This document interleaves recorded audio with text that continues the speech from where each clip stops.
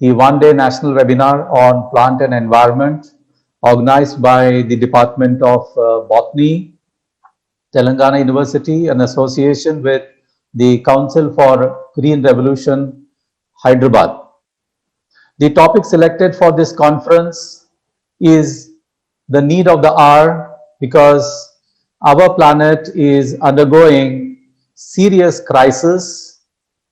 I'm sure the efforts made by the Department of Botany, Telangana University will go a long way in creating awareness on the importance of plant and importance of environment for not only the academicians, researchers, but also to the common people. Because here we have large number of teachers, and teachers are the one who create awareness in the society. So I'm sure the purpose of this conference will be surely served at the end of the day. Well, today I'm going to speak on the mangroves. I have titled my presentation as the mangroves custodians of the coast. We all know that since the beginning of the earth, since the antiquity of man, oceans have served as a linkage between the human beings and the land, and they have bonded together. Nature has gifted about 123 countries of the world in the tropics and subtropics with a coastline of about 1.6 million kilometers. So all the countries are not fortunate to have a coastline.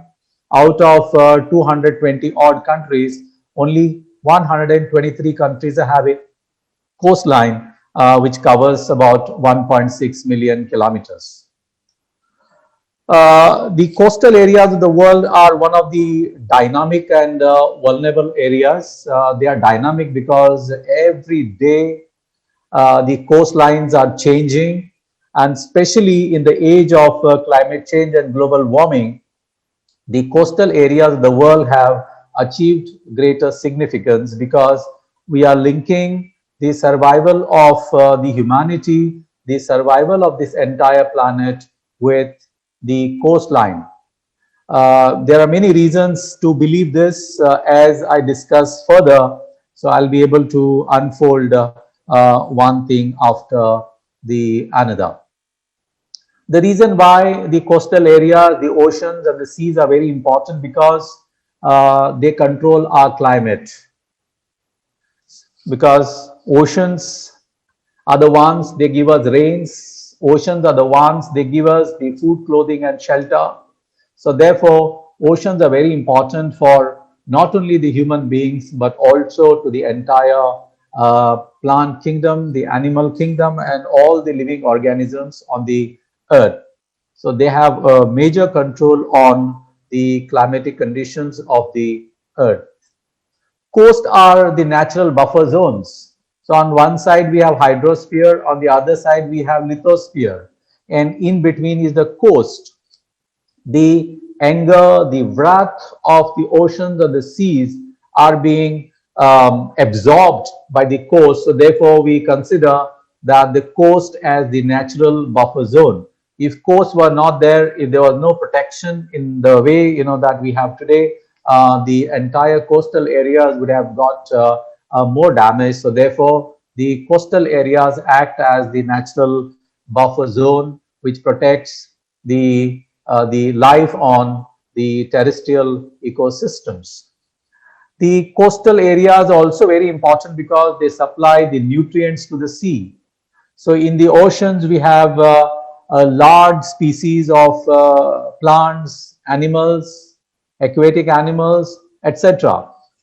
They require nutrients for their survival, and majority of the nutrients into the sea are being supplied by the coast. So therefore coastal areas are very important.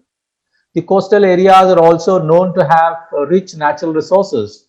Not only there are resources along the coast, we find the innumerable resources even in the oceans. So some of the resources that are not found on the land are found to be are available, or they are found concentrated in the ocean. So therefore they act as a natural reservoir of natural resources. We all know that coastal areas are the big attraction for tourism. A place like Goa or a place like Kerala or any other coastal states attract tourism. This is not the only case in India. You go anywhere in the world, the beaches, the coastal areas attract millions and millions of the tourists, and the tourists come here to take the pleasure and the leisure of the coastal area. So from the economics point of view, the coastal areas are very important because tourism gives us jobs, it gives us economy, it gives us employment, it gives us foreign exchange, and the overall economic development in the areas where tourism is there is primarily because of this. From land, we release a lot of land refuses, the waste, and the entire waste goes into sea, and sea has been absorbing all our refuses. Now today, this is another problem because we have now islands of solid waste in the oceans, because for so many years we have been sending all the waste into the ocean, and at many places now we can find the islands of the land refusals. This has been happening for a very long time. Trade and commerce, more than 50% of the trade happening between two countries is through the sea route. And we all know that the British, the Dutch, the Portuguese, they came to India through the sea route for the search of trade and commerce. So this is a very well known incident in the history. So hence the oceans play a very important role in promoting trade and commerce. Now think of the amount of money that our country is spending in northwest, north, and in the northeast, because our country shares border with other countries, with China, with Pakistan, with Bangladesh, and with other countries. But when you have a sea or a coastline or a coast, we did not spend much of the money on the defense of the country, because the coast itself, the shoreline itself provides a natural defense to any country. That is the advantage that the coastal countries are having since the historic times. When it comes to population, it is believed that 60% of the world's population lives along the coastal areas. You think of any big city, all the big cities are located in the coastal areas. Let it be London, the Tokyo, Mumbai, Chennai, Kolkata, the Mexico City, any city for that matter, whether the North American city, the South American, the Australians, the Asians, the Africans, all the cities are located along the coast. And within 100 kilometers from the coast, 30% of the world's population lives. And within the coastal zone, 60% of the population lives. So therefore, the coastal areas are very important because they are the areas of huge concentration of population. If anything goes wrong to the coastal areas, then 60% of the population directly gets affected. So these are the very important advantages of the coastal areas. Now, due to the such importance, so what nature has done is it has provided a natural defense to the coastal areas in the form of mangroves. So mangroves are not found everywhere. They are found only in the coastal areas. Again, not in all the coastal areas, but they are limited to the tropics and the subtropics. So mangroves is a very special forest, a very special forest. The word mangrove has come from the Portuguese language mangue. Mangue means tree, and whereas grove means stand of trees. So these are basically shrubs. They are found in the shallow and sandy or muddy areas in the coastal zones. The mangroves are also known as mangal. They are also known as mangal. The mangroves are salt tolerant. So normally we know that if you take some salt and go and put it or you give it to a plant by digging around, I think in no time that tree will die, because our normal plants are not salt resistant, but mangroves are salt resistant. So without salt they cannot survive. As a result, they grow in saline areas, they grow in brackish areas, they grow in salty lagoon areas, and also along the estuaries. The very important characteristics of these mangroves is that they can live in low oxygen area, and many a times these plants are waterlogged. They are waterlogged. The roots of these plants are not to be seen all the time. They are waterlogged. They are in a muddy condition, and the amount of oxygen available to them is very, very less. And as a result of which, the mangroves have got aerial roots. So there are two roots. One, the root which is normal, like any other tree, on which the plant sustains its stability, and because all the time the plant is submerged into the water, so it requires oxygen to survive.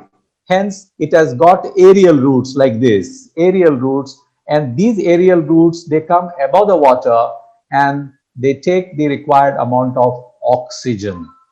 So this is a very speciality, in the sense the mangroves have two roots. One root which is a normal root which has got its own base into the soil, and the second one, the roots that grow towards the sky, because they are believed to come above the water, because many a times they are submerged into the water, come above and take the required amount of oxygen. So that is why they have got two roots, one to stabilize and second one to take the oxygen from the atmosphere. Now, as I said that the mangroves survive in the saline water or saline conditions, they have a special capacity to remove excess salt. They have got two characteristics. One, from salty water they can derive fresh water, so they can extract fresh water, and they also have the ability to remove the excess salt due to the salt glands. So you can see on this particular plant, lot of salt crystals are being concentrated on the leaves. So this is the excess salt that has been removed by the plant, and it also has the capacity, as I said, to extract fresh water from the saline water and survive. There are three main genera of the mangroves which grow in the intertidal zone. Now, intertidal zone is nothing but it is a zone between low tide and high tide. So in the low tide, in the lower side of the low tide, you find one genus of the mangroves, which is called as red mangroves. Then you have black mangroves. Then we have white mangroves, and then at the little higher altitude or in the uplands, you find buttonwood. So this is how there are four, basically three genera, but this is the fourth one, which is addition to this, found in the intertidal zone, that is between the low tide and high tide. Now, why they are called red mangroves, which botanically are called rhizophora? They are red mangroves because the roots of the mangroves are red in color. The bark, not exactly the roots, but basically the bark of the mangroves is red in color. So therefore they are called red mangroves, and these red mangroves are found in the low tide areas. Then we have the black mangroves. Now, again, the black mangroves are black because their stem is blackish in color, may not be 100% black, but it is grayish black in color. So, therefore, they are called black mangroves. Now, these black mangroves are found little higher, or you could say in the mean low tide region. In the mean low tide region, but in the low tide region, you find the red ones. In the mean low tide, you find the black mangroves. Then you have the white mangroves.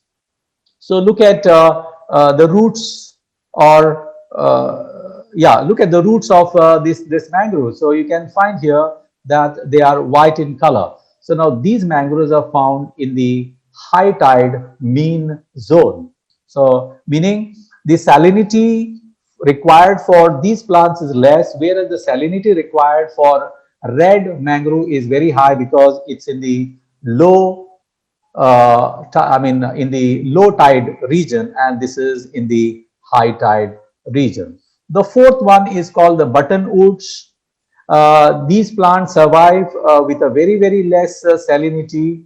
The reason why they are called as buttonwoods because the flower heads of this plant looks like buttons. So here you can find some flowers, and these flowers look like buttons. So therefore they are called buttonwoods, and they survive on the least amount of saline water in the uplands. So these are three very important genera of the mangroves.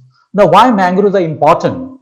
The mangroves are important because they protect coastline from erosion. Every day, the waves come and hit the coastal areas. And every time waves come and hit the coastal area tend to get eroded.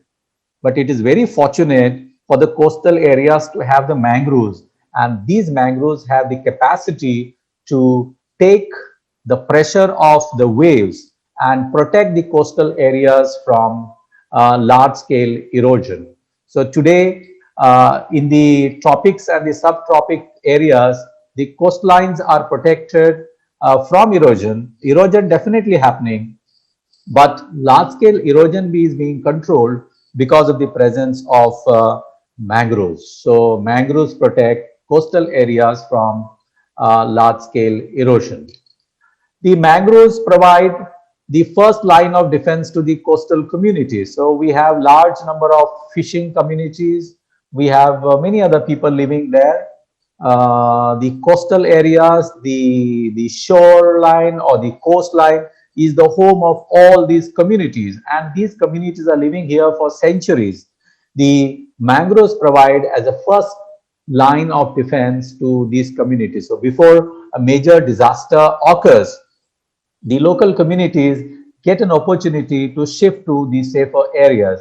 If mangroves were not there, the local communities, the coastal communities, we call them as, would have definitely suffered the major damages. So therefore, mangroves are very important first line defense for the coastal communities. The mangroves are just not the plants, they are the breeding grounds for fish, shrimps, crabs, corals, and other shellfish. So the life along the coast cannot be imagined without fish. In an average, in the mangrove areas, 3,000 different species of fish can be found. A good amount of shrimps can be seen. Many species of crabs are found. The corals, very, very rare corals can be seen. And also you have shellfish, meaning the mangrove ecosystem zones, not only they are known for plants, they are also known for different living organism, which includes economically very important ship, crabs, and the shrimps in the coastal areas. The nature of coastline is determined by the mangroves. Look at the beautiful mangroves in this photograph. Now, these mangroves will determine what is going to be the nature of the coast, because these mangroves are protecting the coast. So they will determine the nature of the coastline. So here you can find that the coast is not straight. Wherever the vegetation has grown, so it has protected, and wherever there is no vegetation, the water is being flown as backwaters or the inland waters. So this is how the mangroves protect and provide a shape to the coastal areas. We are living in the age of climate change and global warming, so the temperature of the earth is increasing day by day. We have, I think, in last 300 years, increased the temperature of the earth by about 2 degrees centigrade. So in 300 years, temperature increasing to 200 degree centigrade is unimaginable.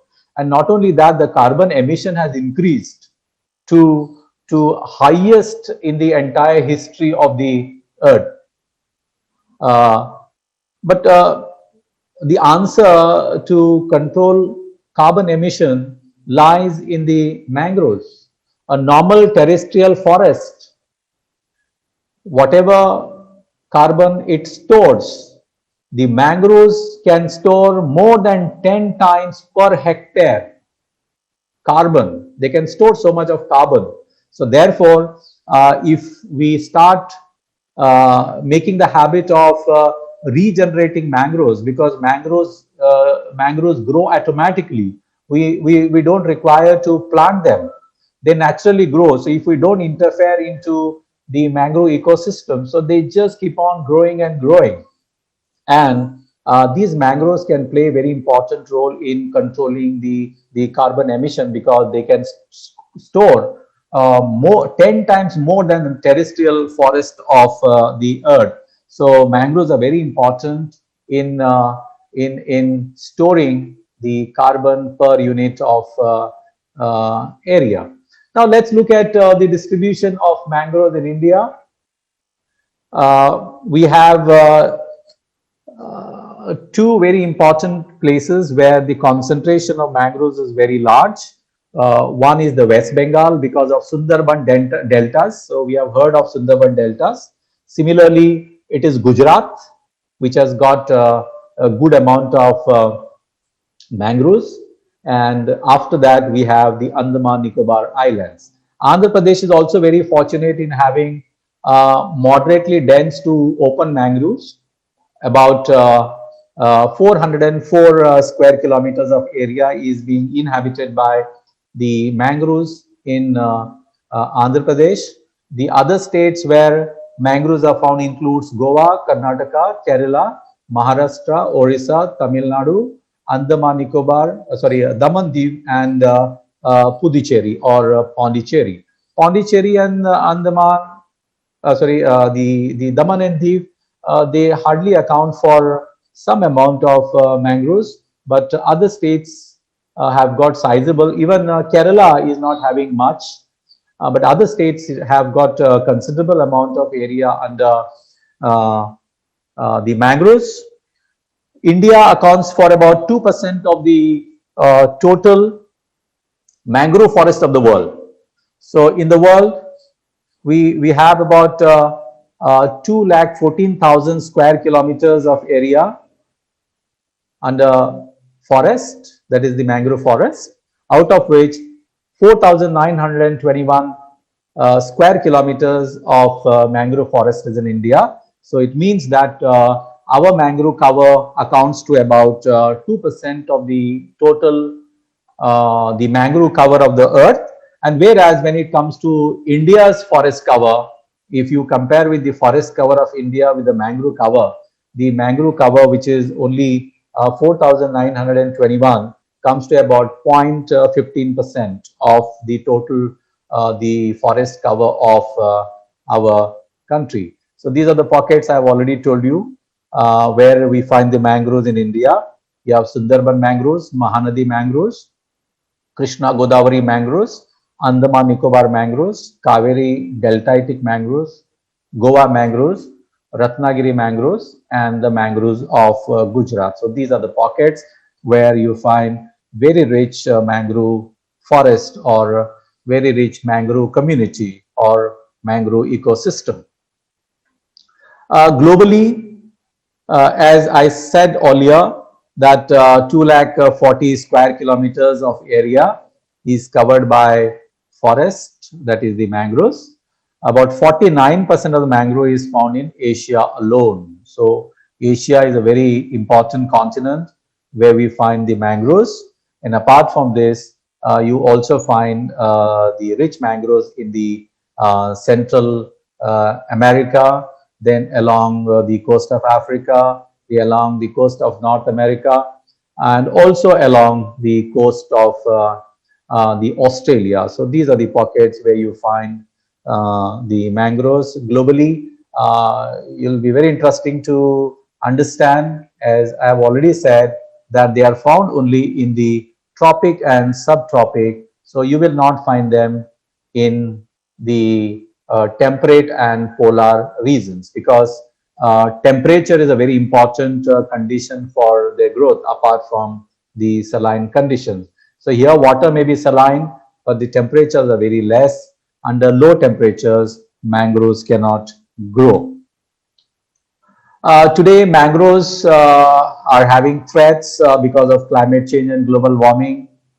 The sea level is rising, all of us know, and the mangroves are getting submerged to beyond their capacity.